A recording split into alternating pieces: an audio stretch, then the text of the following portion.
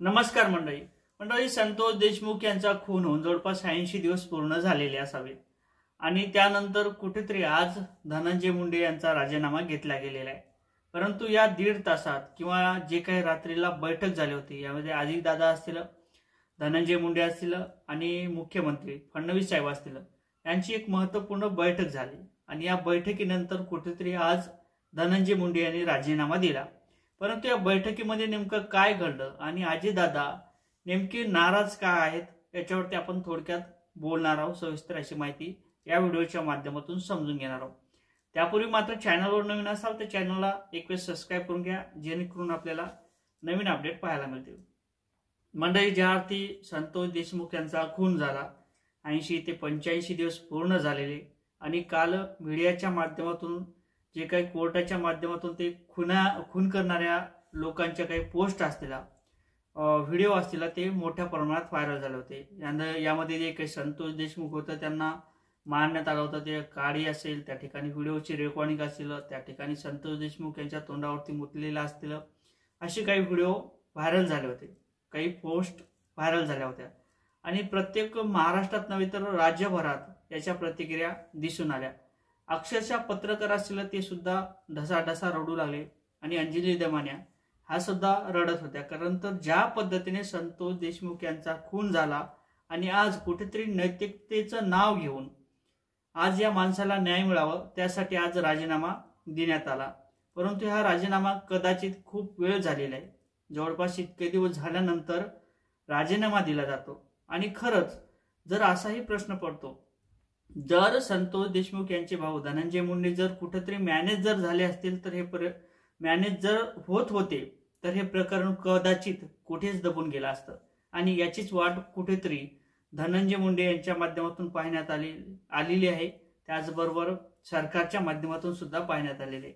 ज्या अर्थी जर हे प्रकरण दबलं असतं तर यामध्ये कोणत्याही प्रकारचा उठाठेव झाला नसता किंवा जे काही वाल्मिक कराड असते ते सुद्धा बाहेर आला असता. त्याचबरोबर ते काही आरोपी असते हे सुद्धा काही दिवस आत राहिले असते जेलात आणि ते सुद्धा बाहेर आले असते. परंतु धनंजय मुंडे जे काही संतोष देशमुख यांचे भाऊ धनंजय देशमुख यांनी जे काही मागणी लावून धरली आणि जोपर्यंत न्याय मिळत नाही त्यांचा तो लढा चालूच ठेवला आणि यामध्ये सुरेश दसा असतील, जरांगे पाटील असतील, अंजली दमानिया असतील, यांचं सुद्धा मोठं सहकार्य आहे. याबरोबर विरोधी पक्ष असतील, काँग्रेसचे काही कार्यकर्ते असतील, पक्षधारक असतील, त्यांनी सुद्धा हा लढा चालू ठेवला. त्यानंतर कुठेतरी आज धनंजय मुंडे यांनी राजीनामा दिला. परंतु जे काही धनंजय मुंडे यांचा राजीनामाच्या संदर्भात काही पत्रकाराच्या माध्यमातून अजितदादा पवार यांना काही विचारण्यात आलं होतं की अजितदादा पवार म्हणाले की मला या विषयावरती काही बोलायचं नाही, मी सांगतो तो फायनल निर्णय असणार आहे. परत पत्रकारांच्या माध्यमातून काही विचारणा करण्यात आले होते आणि अक्षरशः अजितदादा पवार यांना काय वाटलं, का नाराज झाले काही समजत नव्हतं. परंतु एवढे काय चिडले की जसं काही त्या पत्रकाराला मारतील या ठिकाणी गप्प त्या ठिकाणी उभे राहिले चालू याच्यात आणि पत्रकाराकडे रागावून पाहिल्यानंतर ते समोर गेले आणि त्या ठिकाणी ज्या प्रतिक्रिया यायला पाहिजे होत्या त्या प्रतिक्रिया अजितदादा पवार यांच्या माध्यमातून आल्या नाही. नंतर मी सांगेल काय होईल ते, परंतु मी आता या विषयावरती काहीही बोलणार नाही अशा पद्धतीने ते बोलले आणि त्या ठिकाणी त्यांची नाराजी कुठेतरी दिसून आली. आता जवळपास 1 ते 1.5 तास ही बैठक संपन्न झाली होती. बैठकीमध्ये अजितदादा पवार असतील, धनंजय मुंडे असतील आणि फडणवीस साहेब असतील यांनी या चर्चेमध्ये जे काही सांगण्यात आलं त्याप्रमाणे सूत्रांच्या माध्यमातून जे काही माहिती आलेली आहे त्याप्रमाणे देवेंद्र फडणवीस यांनी या दोघाला सुद्धा खडकावलं होतं. आज जे काही प्रकरण आहे ते मीडियाच्या माध्यमातून मोठ्या प्रमाणात उचलल्या जात आहे आणि यामध्ये जे काही भाजप सरकार असेल त्याला सुद्धा मोठ्या प्रमाणात धक्का हे बसण्याची शक्यता आहे. त्या कारणाने तुम्ही गुण्यागोविंदाने जे आहे ते राजीनामा देऊन टाका, त्यानंतर मी तुमचे काय असेल ते पुढे पाहू, परंतु आज तरी तुम्हाला राजीनामा द्यावाच लागणार आहे. यामध्ये अजितदादा पवार सुद्धा धोक्यात येऊ शकत होते. त्याचबरोबर धनंजय मुंडे हे सुद्धा शेवटच्या टोकापर्यंत कुठेतरी याच्यावरती सुद्धा वचक राहत होते आणि हे सुद्धा धोक्यात येणार होते.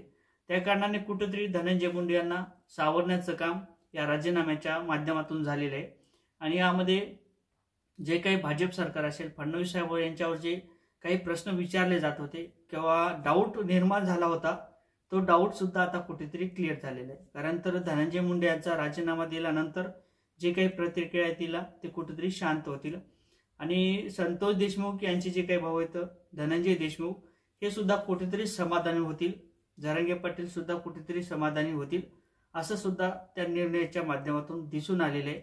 आणि अजितदादा पवार मात्र नाराज आहेत, कारण तर त्यांचा जो काही डावा हात होता, उजवा हात होता, तो धनंजय मुंडे होता. धनंजय मुंडे हे बारामतीतील आहेत, त्यांच्याच घरातील आहेत.